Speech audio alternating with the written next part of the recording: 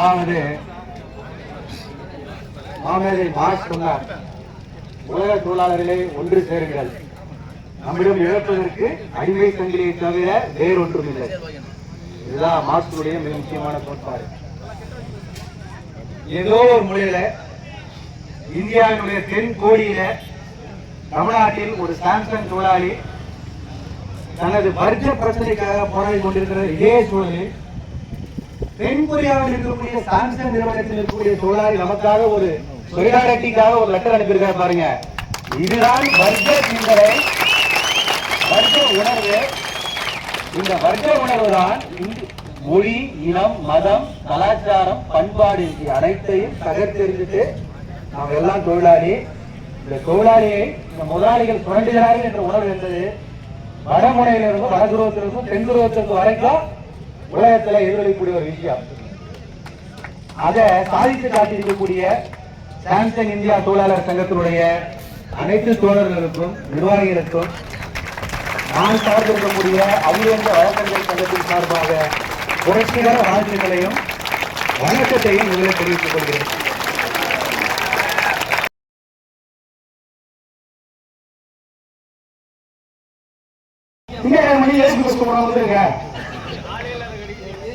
அதாவது கரெக்ட் நம்ம சொன்னாரு, டீ ஆப்பணமா குடிக்க டீ ஆக்குறதுக்கு இங்க இருக்கிறவங்க வந்து சாதா பஸ் கேட்டால தரமாட்டேன்னு சொன்னவன் நம்ம ஸ்ட்ரைக்கு ஏசி பஸ் போறவங்க கோரிக்கை நம்ம கேட்காத கொஞ்சம் நிறைவேற்றுறாங்க. ஏசி பஸ் இப்போ சொல்லிட்டாங்கல்ல, ஸ்ட்ரைக்கு முடிஞ்ச பிறகு ஏசி பஸ் தான் இருக்கும், மாற்ற முடியாது, மாற்றக்கூடாது. இப்போ வந்து பரவாயில்லப்பா ஏசி பஸ் கன்ஃபார்ம் ஆயிடுச்சு அப்படியே எடுத்துக்கணும். அவங்க இப்ப இங்க அவங்க வந்து ஒரு ஸ்டேட்மெண்ட் கொடுக்க வழி இல்லை.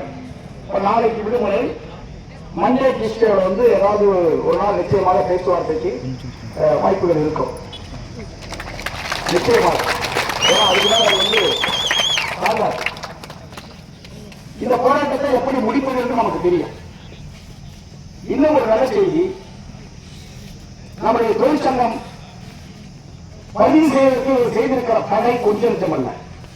தமிழ்நாடு அரசாங்கமும் சாம்சங்கும் சேர்ந்து நேற்றைக்கு உயர்நீதிமன்றத்தில் எங்கள் தொழிற்சங்கத்தை இப்படி எப்படியெல்லாம் இவர்கள் பதிவை தடுத்திருக்கிறார்கள், சட்டப்படி தடுக்கவே முடியாது, நீதிமன்றம் இதை வழக்காக எடுத்துக்கொண்டு எங்களுக்கு பதிவை அனுமதிக்க வேண்டும், உத்தரவிட வேண்டும் என்று வழக்கை நேற்றைக்கு பதிவு செய்துவிட்டோம். மண்டே 12 மணிக்குள்ள கேஸ் நம்பர் ஆகிடணும். அதுதான் முயற்சிகள் நம்ம தரப்பட்டு எடுத்திருக்கோம். 12ஆம் தேதி கேஸ் நம்பர் ஆயிடுச்சுன்னு சொன்னா டியூஸ்டே செவ்வாய் புதன்ல வழக்கு தவிர்க்க முடியாமல் வந்துடும். சீரியஸ் கேஸ் நிச்சயமா கவுண்டர் வந்து தமிழ்நாடு கவர்மெண்ட் தான். நம்ம எதிரியே இப்ப தமிழ்நாடு கவர்மெண்ட் தான். நான் அப்பவே சொன்னேன், நீ அரசாங்கத்தை வந்து எதிரியா மாற்றினாங்க. அரசாங்கம் சொல்லும்போது தொழிற்சங்கத்தை பதிவு பண்ண மாட்டேன் சொல்ல முடியுமா? சரி, லேட் பண்றதுக்கு காரணம் சொல்ல முடியுமா? ஏதோ சொல்ல நாம பதில் சொல்ல முடியல, ஆர்கியூமெண்ட் நடக்க முடியல. எனவே அந்த இடத்துல நான் கட்டுப்படி நிறுத்திட்டோம். அரசும் தப்பிக்க முடியாது, தொழிலாளர்களும் தப்பிக்க முடியாது.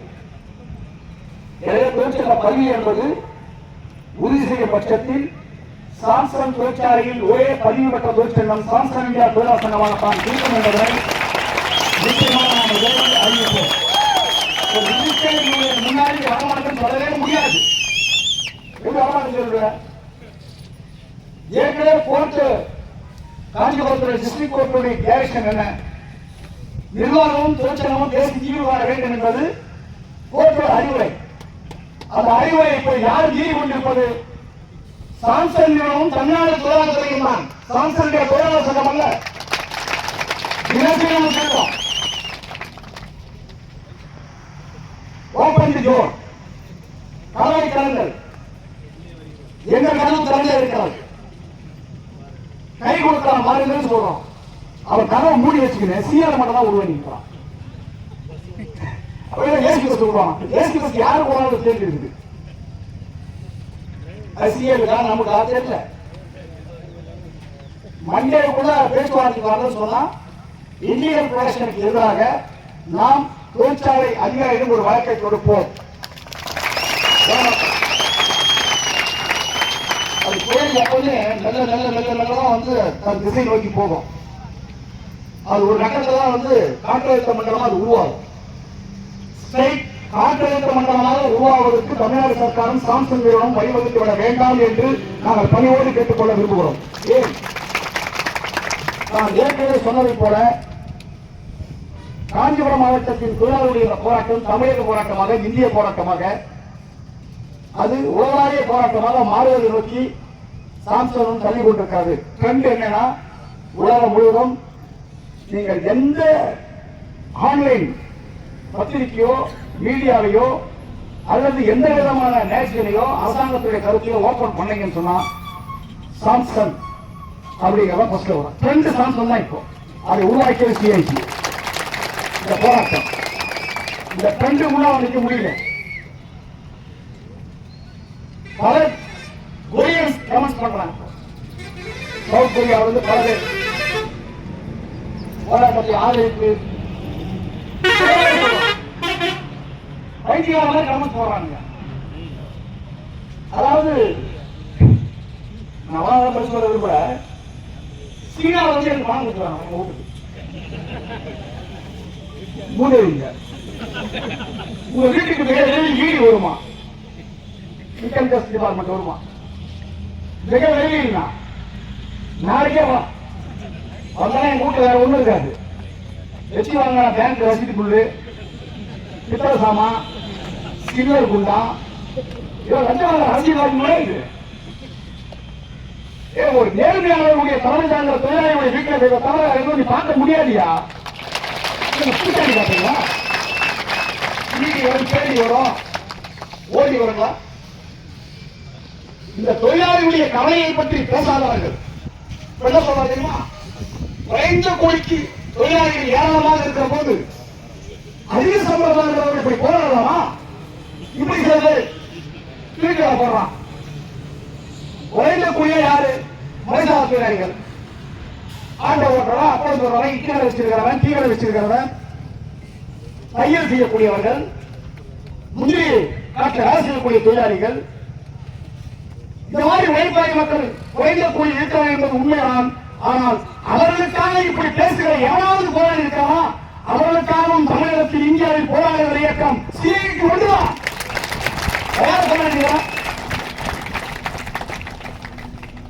நான் வந்து அதிக சம்பளமா பண்ணி போட்டு அழுதுகிறேன்.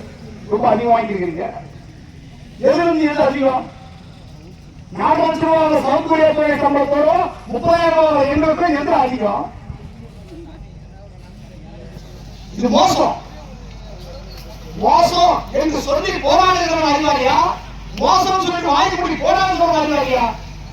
யாரு பேசுகிறானோ, யாரு கேள்வி இருக்கிறானோ, யாரு போராடுகிறானோ அவன் தான் முற்போக்கானவன், அவன் தான் சாம்சங் தொழிலாளி, அவன் தான் போராடுகிற இட தொழிலாளி. அவன் பார்த்து இவன் சொல்றான் போராட கூலிக்கு போராடுறோம், அவனுக்கோசம் நீங்க வந்து பேச மாட்டீங்க, இவனுக்கோசம் பேசுறீங்க. இது என்ன தெரியுமா? இன்னொருத்தர் காமிச்சு இன்னொருத்தர் ஏமாத்துறாங்க. சொல்றேன் வந்து போறேன்.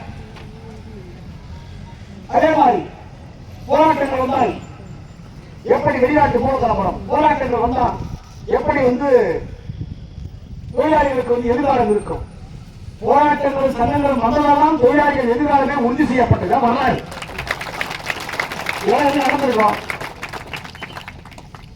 ஒரே ஒரு உதாரணங்க, கப்பல் தொழிற்சாலையில அங்க 4 கம்பெனி இருக்கு. 2011ஆம் ஆண்டு அந்த தொழிற்சாலை வேலை செய்த தொழிலாளிகள் ஒருவர் கூட நிறுத்த முடியாது. எப்போதும் வெளியேற்றிருந்தாங்க. அந்த நம்முடைய சிஐ அமைப்பு நாங்கள் வந்த பிறகுதான் அங்க நடந்த முதல் போராட்டம், எனக்கு பணி நிரந்தர உத்தரவை கொடு. முதல் ஸ்ட்ரைக். அல்லையா வாங்குற சம்பளம் 15,000 ரூபாய். அந்த ஸ்ட்ரைக்கை தலைமை தாங்கி நடத்தினேன். கடுமையான ஸ்ட்ரைக். அந்த ஸ்ட்ரைக்கு முடிவில் அந்த ஆலையில் பணி செய்து கொண்டிருந்த 280 தொழிலாளர்களும் பணி நிரந்தர உத்தரவை ஸ்ட்ரைக்கு முடிவில் பெற்றுக் கொடுத்தோம். தொழிற்சங்க இயக்கம் 15,000 சம்பளம் வாங்கியதற்கு வந்து கன்ஃபார்மான பிறகு சேலரி ஸ்ட்ரக்சர் மாறுது. 20,000 ரூபாய் மாற்றப்படுகிறது. அதன் பிறகு ஒப்பந்தம் போடுறோம் உடனே அடுத்த 6 மாசத்துல. அது மூலமாக 10,000 ரூபாய். இன்றைக்கு அந்த தொழிலாளிகள் 15,000 ரூபாய் வாங்கிய தொழிலாளிகள் அவருடைய சர்வீஸ் கண்டிஷன்ஸ் வந்து 15 வருஷம் சம்பளம் போன 6 மாசத்துக்கு முன்னே 52,000 ரூபாய். இப்ப போட்டுக்கிற சம்பளம் 59,000 ரூபாய். இது தெரியல. தொழிற்சங்க இயக்கம் வேலையும் கன்ஃபார்ம் பண்ணுது, பஞ்சப்படியை உழைச்சி தருது, சேலரியை வந்து 4 மடங்கு உழைக்க. இது மாதிரி எல்லா தொழிற்சாலையும் காட்ட முடியும். கொத்து கொத்தா அராஜகமான முறையில் செய்யப்பட்ட டிஸ்மிஸ், அந்த டிஸ்மிஸ் எப்படி எதிர்கொள்வது என்று நீதிமன்றத்துக்கு சென்று வழக்கை போராடி போராட்டத்தின் மூலமாக டிஸ்மிஸ் கொடுத்த இயக்கம் தொழிற்சங்க இயக்கம் பகுதியில். அதாவது டிஸ்மிஸ் கொடுத்து நடத்துறாங்க. தொழிற்சங்க இயக்கம் என்று ஒன்று இல்லை என்று சொன்னால், நேற்று கூட ஒரு முக்கியமான பேச்சு சொன்னேன். இந்த மாவட்டத்தில் தொழிற்சாலையில் தொழிற்சங்க இயக்கம் சாதித்த மிக முக்கியமான சாதனை என்ன தெரியுமா? ரெண்டு. ஒண்ணு, சேலரி என்பது நான் கொடுப்பேன் வாங்கிக் கொள்ள வேண்டும். இன்கிரிமெண்ட், அது பேர் வச்சு இன்கிரிமெண்ட். கேள்வியை வருவதற்கு முன்னால் இன்கிரிமெண்ட். தொழிற்சங்கம் வந்த பிறகு சாதித்தது நோ இன்கிரிமெண்ட். என் சம்பளத்தை, என் சமூக பாதுகாப்பை, என் காப்பீட்டை, என் விடுமுறையை, என்னுடைய நலன்களை நானும் தீர்மானிப்பேன் என்கிற கலெக்டிவ் பார்கனிங் மூலமாக மேஜையின் முன்னால் இருவரும் அமர வேண்டும் என்கிற சமூக நீதியை, அதே மாதிரி நீங்க வந்து இன்கிரிமெண்ட்டுக்கு பதிலாக ஒப்பந்தம், சம்பளம் என்கிற முறையில் ஒப்பந்தத்தை ஏற்படுத்தியது. இனி தொழிற்சங்கம் இருக்கிற எந்த இடத்திலும் ஒன் சைடா நீங்க டிசைட் பண்ணவே முடியாது. மேனேஜ்மெண்ட் ஒரு ஒப்பந்தம் போட்டு முடிச்சா அதுக்கு ஒப்பந்தத்துக்கு டிமாண்ட் கொடுப்போம், ஏழு சம்பளத்துக்கு சம்பளம் எடுக்கும். எந்த மாநிலத்திலும் இப்படிப்பட்ட ஏற்பாடு கிடையாது. அதான் சொல்றாங்க, எந்த சிப்காட்டும் இல்லையே. அந்த சிப்காட்ல அடிமைகளாக நடத்துகிறீங்க. காஞ்சிபுரம் மாவட்டத்தில் அடிமை விலங்கை உடைத்துக் கொண்டிருக்கிறோம். ஒவ்வொரு ஆலையாக உடைத்துக் கொண்டிருக்கிறோம். கேள்வியின் மூமெண்ட் என்கிறது தொழிலாளிகளுடைய வாழ்வாதாரத்தை பக்குவப்படுத்துகிறது, சட்டத்தை அமல்படுத்த வைக்கிறது, அரசாங்கத்தை நிர்பந்திக்கிறது, நிறுவனங்களுடைய ஆதரத்தை கட்டுப்படுத்துகிறது. இதனுடைய ரோல் ரொம்ப முக்கியமானது. ஒரு அரசியல் கட்சி செய்ய முடியாது, ஒரு அரசாங்கம் செய்ய முடியாது. தொழிலாளர் துறையின் தொழிற்சாலை அதிகாரிகள் செய்வதற்கு அச்சப்படுகிற காரியத்தை நிறுவனங்கள் காட்காட்சி நடத்த முடியும் என்கிற மூக்கராங்காயில் அந்த காலைகளுக்கு மூக்கராங்காயில் போடுவதும் செயல்படாத அரசியல் செயல்பட வைப்பதும் தொழிற்சங்க இயக்கம் மட்டும்தான். எந்த அரசியல் இயக்கமும் சாதிக்க முடியாது. ஓவரால் இந்தியாவிலே அது சாதித்த மாவட்டம் இந்த மாவட்டம் தான், வேற எங்கும் கிடையாது. தொழிற்சங்க எல்லா வேலைத்த போராட்டங்கள் வெற்றிகரமாக நிறைவேற்றப்பட்டது இந்த மாவட்டத்தில் தான். ஒரு ஸ்ட்ரைக் ஒரு தோற்றம் கிடையாது. ஒரு நாள், 10 நாள், ஒரு மாதம், 50 நாள், 150 நாள். ஆனால் 150 நாளுக்கு பிறகு சிஐடி தொழிலாளர்கள் வெற்றி பெற்றாங்க. அதான் செய்தி போட்டு போலாம். சௌகரியம் கம்பெனி 140 நாள் அந்த போராட்டம். 140வது நாளில் எந்த தொழிற்சங்கத்தை பார்க்க மாட்டேன், ஏற்க மாட்டேன், ஊதிய ஒப்பந்தத்தை போட மாட்டேன் என்று நிபந்தனை போட்டதோ அதே தொழிற்சங்கத்தை ஏற்றுக்கொள்கிறேன், சம்பளம் கொடுக்கிறேன், பிசினஸ் ரத்து என்று சொல்லி ஒப்பந்தத்தை போட வைத்தது சிஐடி.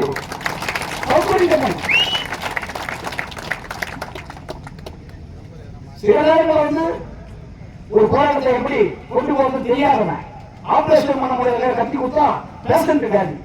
அது பேஷண்ட் கொட்டாது அல்ல, ஆபரேஷன் பண்ண செய்யாதவன் ஆபரேஷன் பண்ணக்கூடிய விளைவு.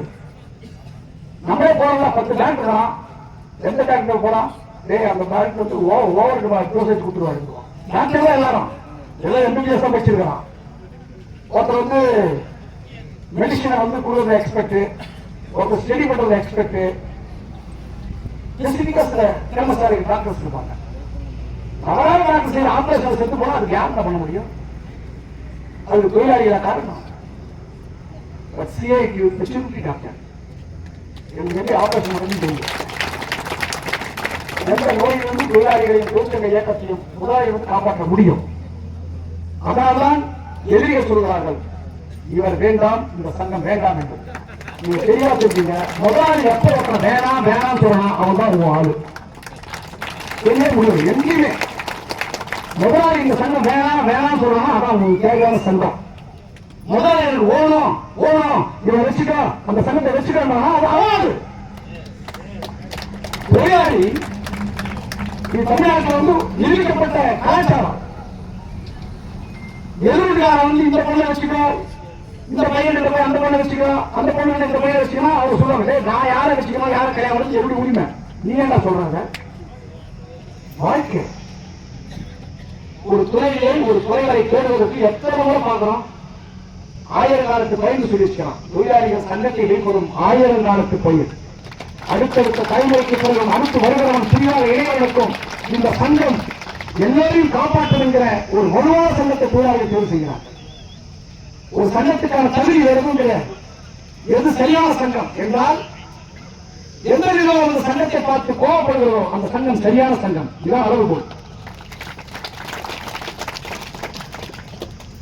இந்த நிலையில் தான் நாம் இந்த போராட்டத்தை கலந்து கொண்டிருக்கிறோம்.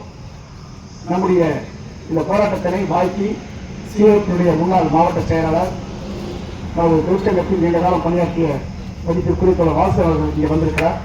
இந்த போராட்டத்தை பார்த்து வந்து பங்கேற்க வேண்டும் என்று அவரை அன்போடு பேசுமாறு அழைக்கிறேன்.